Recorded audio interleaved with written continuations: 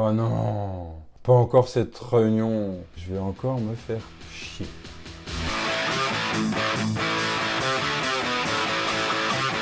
Bonjour les parents entrepreneurs, avez-vous déjà vécu des réunions chiantes, des réunions ennuyantes à mourir? En tant que dirigeant ou dirigeante, on craint reproduire ce syndrome de la réunion complètement ennuyante et chiante où on sait très bien qu'on va faire venir nos salariés. En fait, nos salariés, ils n'ont pas du tout envie de venir et ils vont encore se faire chier. La plupart du temps, ils vont regarder leur smartphone et en fait, ils vont écouter à moitié et déjà à moitié. C'est super, non? Alors, comment faire pour réussir à faire une réunion qui est un peu plus captivante? Et si on s'inspirait de la maison? Comment vous allez fonctionner en famille? Vous allez pouvoir vous inspirer de plein de petits trucs et astuces qui vont vous servir en entreprise lors des réunions. Déjà, en faire peu. Déjà, faire une réunion qui est courte. Prenez vos enfants à la maison. Si vous commencez à leur parler longtemps, vous allez voir qu'au bout d'un moment, ça décroche.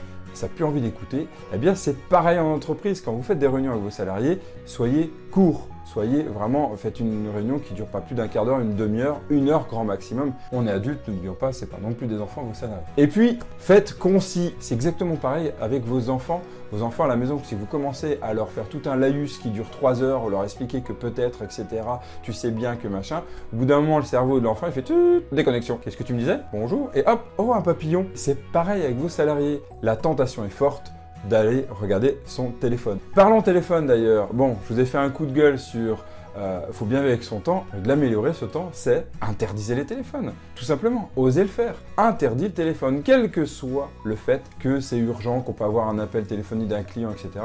Ben, pourquoi pas le prévenir d'ailleurs. J'avais fait des vidéos là-dessus. Je vous laisserai aller les voir à la fin de cette vidéo. Donc, coupez le téléphone. Comme à la maison, si vous voulez parler à vos enfants, si votre enfant est comme ça, oui, oui, papa, oui, maman, ok, oui, je t'écoute, moi je t'assure, je t'écoute. Non, non, non, interdit de téléphone. À table, interdit de téléphone lors d'un échange. Vous allez voir tout de suite, il est plus coopératif si vous le promettez en plus qu'à la fin, s'il écoute bien, vraiment bien, il retrouvera son téléphone. Et puis souvent, les réunions sont mal cadrées. Les réunions n'ont pas de but. On fait une réunion pour faire une réunion, puis à la fin de la réunion, qu'est-ce qu'on fait? Ben, on fait une seconde réunion, mais là un peu en off, hein, parce que bon, on va parler là des choses très importantes.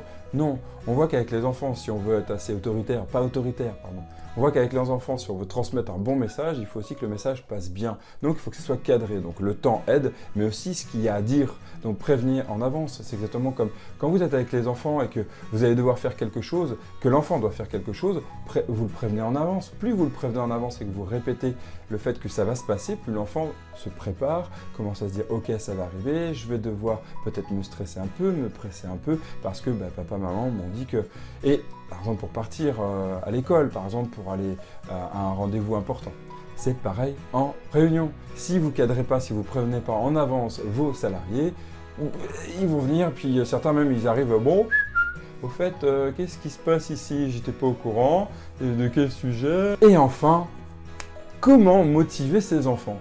Par le jeu, pardi. Un enfant, ça aime jouer. Ah, parce qu'un adulte, ça aime pas jouer. Ah bon? Un adulte, ça aime pas jouer. En fait, c'est faux. Je crois que la plupart, tout le monde, on aime jouer. Cependant, beaucoup ont eu cet enfant qui a été détruit ou alors complètement caché à l'intérieur de nous et il n'ose plus jouer. Il n'ose plus jouer parce que tu comprends, ça fait pas adulte, hein, ça fait pas pro. Voyons, c'est fini la cour de récré, Evan. Ouais, moi je pense qu'en fait, si on réussit à transformer nos réunions pour qu'elles soient dynamiques, qu'elle soit pleine d'énergie et rajouter un peu de fun, un peu de rigolade. Vous savez, comme dans ces conférences qui fonctionnent vraiment bien là sur TED par exemple, c'est ça, on a envie parce que si on a ce petit côté un peu humoristique, eh bien transformez vos réunions, comme avec vos enfants, et avec la parentalité ludique par exemple, eh bien transformez vos réunions pour qu'elles soient fun, qu'elles donnent envie, qu'elles soient dynamiques, et que vous soyez dynamique aussi, que vous, quitte à faire le clown des fois, pourquoi pas, bon, avec parcimonie quand même, puisqu'il y en a beaucoup qui aiment trop le sérieux pour accepter cette autodérision ou ce côté humour. Mais vous verrez, ça fera du bien. Je vous avais fait aussi une vidéo sur le host leadership.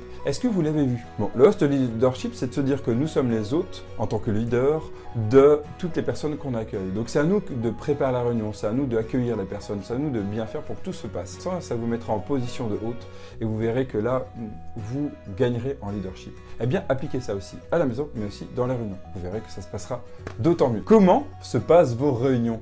Ça se passe bien avec vos salariés? Est-ce qu'en famille, vous arrivez aussi à bien cadrer vos enfants ou alors leur donner un cadre, leur laisser créer un cadre? Comment ça se passe quand vous devez échanger avec eux? À quel moment? Est-ce qu'il se distrait trop vite? Si vous avez aimé cette vidéo, laissez-moi un like, ça me fera grand plaisir. D'ici là, portez-vous bien, bonne réunion, à très vite, ciao.